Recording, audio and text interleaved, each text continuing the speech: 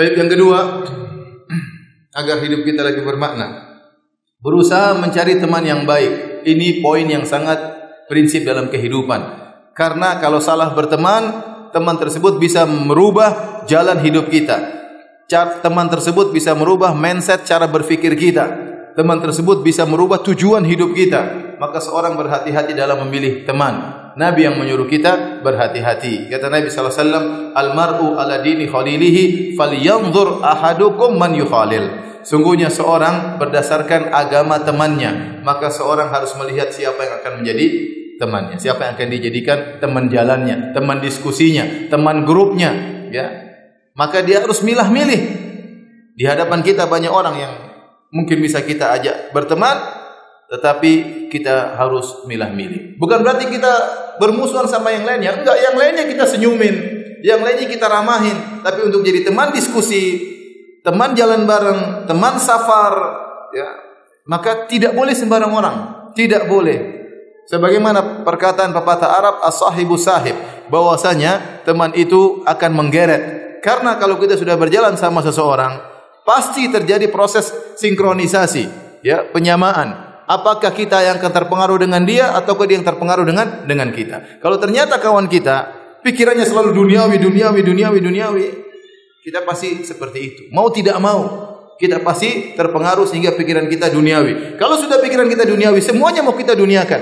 Kita mau berdakwah, dakwah saja kita pikir gimana dakwah kita jadi duit. Ya, kita mau nulis buku agama, gimana buku agama ini niatnya bukan karena Allah, tapi bagaimana bisa laku dan jadi duit. Pikiran kita demikian. Kita mau bikin yayasan agama juga, gimana caranya yayasan agama ini hasilkan duit. Yang kita pikirkan duit terus, dunia.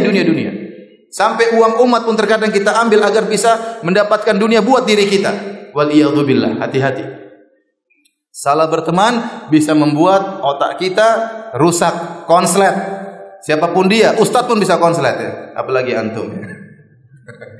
Baik, hadirin dan hadirat hati subhanahu wa ta'ala, dengan hati-hati cari teman yang mengingatkan kita akhirat. Siapa teman yang baik? Para ulama mengatakan teman yang baik, kalau antum duduk dengan dia, antum ngobrol sama dia, bermujalasah sama dia, antum berpisah, antum merasa iman antum bertambah. Teman yang baik, bro. Entah dia ngomong akhirat, entah dia ngomong sesuatu yang berkaitan dengan keimanan, entah dia mengingatkan kita akan kesalahan kita, itu teman yang baik. Maka hendaknya kau dekat dengan dia. Tapi kalau kau bertemu dengan seorang, ternyata orang tersebut kau ngobrol sama dia, berjalan seminggu dengan dia, kok kayaknya iman tambah turun. Kok sekarang malah suka emosi, pulang ke rumah suka emosi sama istri, sama anak-anak. Ini berarti enggak beres. Kok saya berubah? Kok pikiran saya sekarang dunia-dunia terus? Kok saya malas salat berjamaah di masjid gara-gara berteman dengan dia? Maka tinggalkan dia. Tinggalkan. Itu barometer untuk menunjukkan ini teman baik atau buruk. Setiap teman yang kalau kita duduk dengan dia menambah iman kita, maka bertemanlah dengan dia.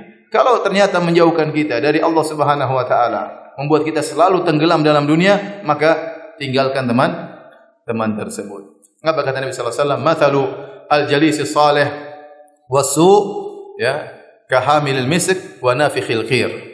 Perumpamaan antara teman yang baik dengan teman yang buruk seperti penjual minyak wangi dan pandai besi. Adapun penjual minyak wangi, ya, imma an yuhdhiyaka, mungkin dia kasih kau hadiah minyak wangi. Wa imma an tabta' minhu, atau kau beli minyak wangi dari dia. Wa imma an tajida minhu rihan thayyibah, atau kau mendapati bau yang harum. Pasti bermanfaat punya teman yang baik. Mungkin dia kasih kita hadiah minyak wangi. Mungkin kita beli dari dia pun kita beli manfaat, atau paling tidak kita kecipratan wangi yang ada pada dirinya. Adapun teman yang buruk, imma an yuhriqas thiyabak, mungkin dia gara-gara dekat dengan dia bajumu terbakar, imma an tajida minhu rihan khabithah, atau kau mendapati darinya bau yang buruk. Tidak ada perumpamaan paling indah yang Allah berikan dalam Al-Qur'an seperti kisah Ashabul Kahfi. Ashabul Kahfi wali-wali Allah Subhanahu wa taala. Kata Ibnu Taimiyah rahimahullahu taala, tidak ada kisah tentang wali-wali Allah yang terhebat seperti kisah Ashabul Kahfi. Yang luar biasa, mereka meninggalkan semua karena Allah Subhanahu wa taala. Allah berikan kepada mereka mukjizat luar biasa. Mereka tidur 300 tahun menurut Syamsiyah atau 309 tahun menurut tahun Qamariyah dalam sebuah goa. Tetapi yang jadi perhatian kita di sini, Allah menyebutkan anjing selalu bersama mereka. Wasaminuhum kalbuhum. Ada yang berkata jumlah mereka 7, kemudian yang kedelapan apa? Anjingnya. Ya. Khamsatun sadisuhum kalbuhum. Ada yang mengatakan jumlah mereka 5, yang keenam apa? Anjingnya. Anjing disebut terus. Itu anjing enggak tahu apa-apa. Tetapi dia kecipratan berteman dengan orang-orang baik. Oleh karenanya begitu teman-teman tersebut tidur, orang-orang wali-wali Allah tersebut tidur di goa 300 tahun. Waktu mereka bangun, anjingnya ada atau tidak? Ada. Kalau anjingnya kemudian jadi tulang belulang, anjing kita jadi tulang belulang. Tapi waktu mereka bangun, mereka ragu, kita tidur sehari atau kita tidur setengah hari. Berarti anjingnya kecipratan apa? Karomah. Anjingnya kecipratan apa? Karomah. Paling tidak disebut-sebut dalam Al-Quran. Yang ke-8 anjingnya, yang ke-6 anjingnya. Antum mana disebut di Al-Quran? Gara-gara anjing ini berteman dengan orang-orang soleh. Disebut dalam Al-Quran. Antum mana disebut di Al-Quran? Ada kawan, saya disebut di Al-Quran. Namamu siapa? Tony. Ya. Di mana Al-Quran? Minasyaitonir rajim. Jadi hadirin Allah Subhanahu wa taala, kalau antum bergaul sama orang soleh, maka paling tidak antum dapat manfaat. Ya. Maka harus jangan sembarang milikkan. Betapa banyak orang berubah kehidupannya ya, gara-gara teman yang salah. Dan ini juga istri-istri juga peringatkan, kalau suaminya mulai aneh-aneh tolong ingatkan, coba temanmu gimana ya.